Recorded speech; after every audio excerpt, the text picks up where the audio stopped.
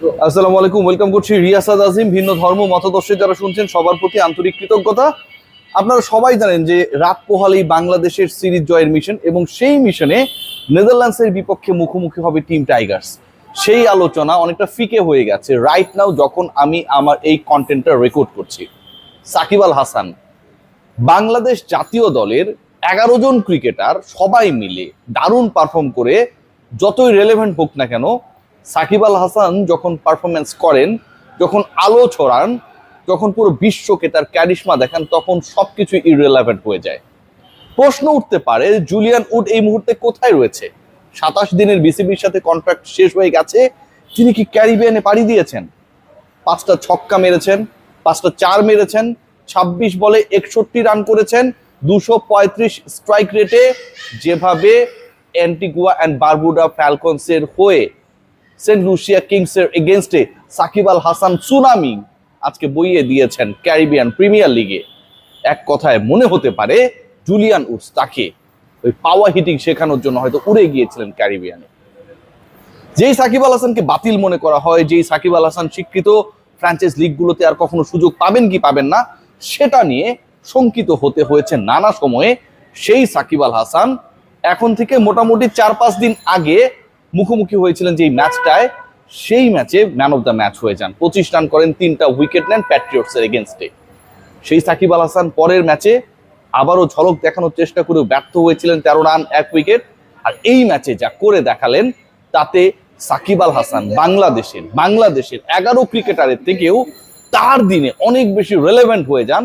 সেটা হতে পারে যে কোনো ফ্র্যাঞ্চাইজ লিগ, সেটা হতে পারে বিশ্বের যে কোনো পর্যায়ের খেলা, সে ব্যাপারটা প্রমাণিত হয়ে গেছে। আজকে খেয়াল করে দেখবেন যে এই ম্যাচটায় 200+ যে স্কোরটা করেছে অ্যান্টিগুয়া অ্যান্ড বারবুডা ফ্যালকনস, সেই স্কোর করতে গিয়ে সাকিব আল হাসান কতটা বিধ্বংসী ছিলেন। একটু আগে আমি বলছিলাম যে স্ট্রাইক রেট 235, 5টা ছক্কা 5টা 4, 26 বল খেলেছিলেন। এই 10টা বল যে খেলেছেন, বাউন্ডারি অ্যান্ড ওভার বাউন্ডারি মেরেছেন, তাতে 5-6 আসে 30 রান, 5টা 4 আসে 20 রান, 50 রানই তিনি করেছেন 10 বল খেলে।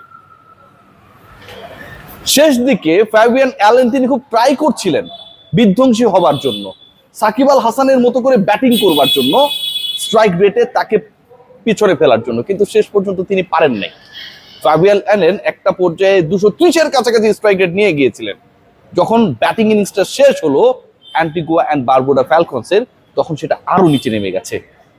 ক্যারিবিয়ান প্রিমিয়ার লিগে, ক্যারিবিয়ানে, উইন্ডিজে, যেখানটার ব্যাটাররা পৃথিবীর যে কোনো ব্যাটিং লাইন আপের থেকে বিধ্বংসী, সেখানটায় গিয়ে আমার দেশের সাকিব আল হাসান 235 স্ট্রাইক রেটে ব্যাট করেন, যাকে আমরা বাতিল করে দিই। ভাবতে অবাক লাগে যে সাকিব যেই ম্যাচে ম্যান অফ দ্য ম্যাচ হলেন, সেই ম্যাচটায় তিনি একটু বল করার সুযোগ পেয়েছিলেন।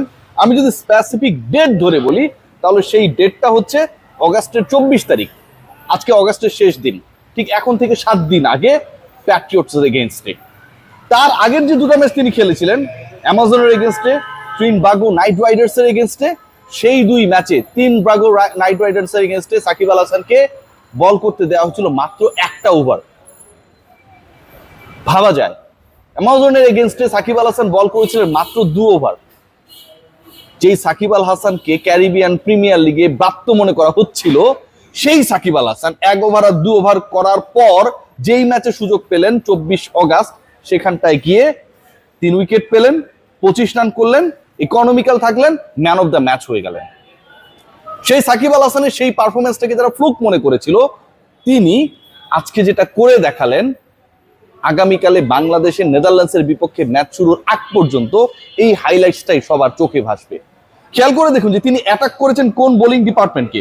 অনেকে বলতে পারে যে আসলে ওখানটায় ভালো টিম না, ভালো বোলিং অ্যাটাক না, ক্যারিবিয়ান প্রিমিয়ার লিগ তো আসলে আমরা ফলো করছি না। যেই দলের এগেনস্টে তিনি খেললেন, Saint Lucia Kings, they are in number 2 team in the table. Shakib Al হাসানের দল 3 নাম্বার। যেই বোলিং অ্যাটাক ছিল আজকে, সাকিব আল হাসান যাদের এগেনস্টে বাউন্ডারি ওভার বাউন্ডারিতে 50 রান নিয়েছেন, 5-6, 5 ছক্কায় 4-এ, সেই বোলিং অ্যাটাকে ছিলেন আলজেরি জোসেফ, মানে আমি হচ্ছে যারা স্বীকৃত নাম সেগুলোর কথা বলছি, ডেভিড উইজি ছিলেন, রস্টন চেস, তারপরে শামসি। প্রত্যেককেই টি-20 ফরম্যাটে যে কোনো ব্যাটিং অ্যাটাকের ব্যাটিং লাইন আপের জন্য বিধ্বংসী ধরা হয়।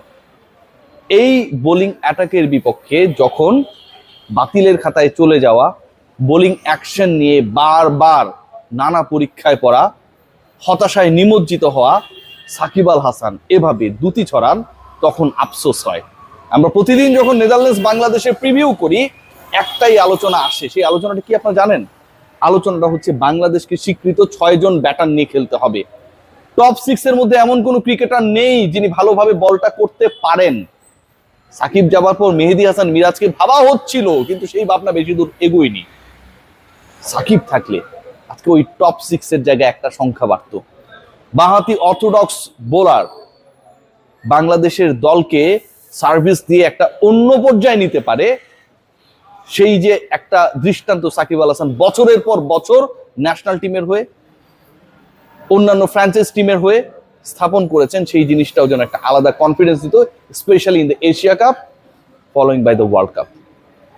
সাকিব আল হাসানের আজকের পারফরমেন্স সত্যি মনোমুগ্ধকর। একটা কথাই শুধু বলবো যে আসলে কোনো কিছুই শেষ হবার না। যখন নামটা হয় সাকিব আল হাসান, তখন অন্তত তার দ্য এন্ড দেখে ফেলাটাও খুব একটা ওয়াইজ না। 26 বলে 61 ম্যাটার করে। ক্যারিবিয়ান প্রিমিয়ার লিগে 235 স্ট্রাইক রেটে ব্যাট করা ম্যাটার করে।